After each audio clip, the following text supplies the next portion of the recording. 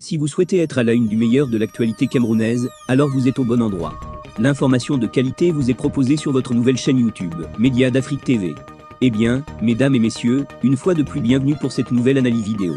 Pour vous qui êtes nouveaux, retenez que nous sommes une équipe d'experts analystes, spécialisés dans les affaires politiques, dont l'objectif majeur est de vous informer en continu des faits et gestes, politiques, économiques et sportifs qui fait rage au quotidien.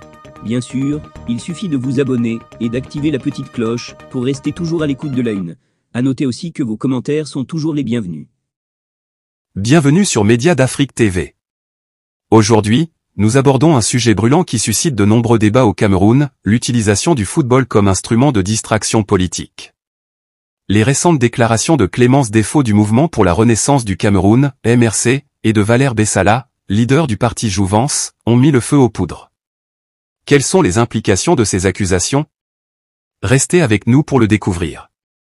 Lors de son intervention dans l'émission Equinox Soir, Clémence Défaut a directement accusé le RDPC, le parti au pouvoir, de manipuler l'opinion publique à travers le football et d'autres distractions.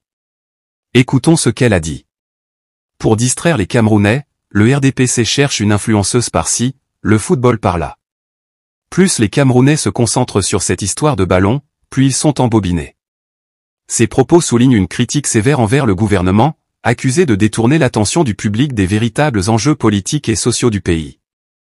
De son côté, Valère Bessala, lors de son passage dans l'émission Cartes sur table sur STV, a suggéré que l'élection de Samuel Eto'o à la tête de la FECAFO en 2022 n'était pas un hasard. Selon lui, cette élection aurait été orchestrée par le régime en place. On savait que rien que par son nom, il peut distraire le Cameroun pendant 4 ans et Biya dormir tranquillement.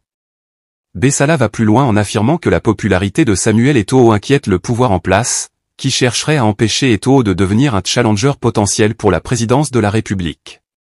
Ces déclarations arrivent dans un contexte de tension croissante entre la FECAFO et le ministère des Sports. Cette situation alimente les spéculations sur les enjeux politiques qui sous-tendent la gestion du football camerounais. Certains observateurs y voient un signe de la complexité des relations entre sport, politique et société dans le pays. Face à ces allégations, Samuel Eto'o a récemment nié toute ambition présidentielle. Il a déclaré que cette idée ne lui avait jamais effleuré l'esprit. Cette déclaration vise à calmer les rumeurs et à se concentrer sur ses responsabilités à la tête de la FECAFO. Ces allégations soulèvent des questions importantes sur l'instrumentalisation potentielle du sport à des fins politiques au Cameroun. Le football, passion nationale, peut-il vraiment être utilisé pour détourner l'attention des problèmes politiques? Comment ces dynamiques influencent-elles le débat public et la société camerounaise? Le sport, et particulièrement le football, a toujours eu une dimension politique.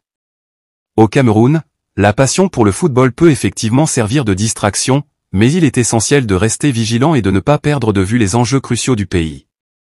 Alors que le football continue de rassembler et de passionner les Camerounais, il est crucial de maintenir un regard critique sur son rôle dans la vie politique et sociale du pays. Les déclarations de Clémence Défaut et Valère Bessala rappellent l'importance de cette vigilance. Merci d'avoir suivi cette analyse sur Média d'Afrique TV. N'oubliez pas de liker, commenter et vous abonner pour ne rien manquer de nos futures vidéos.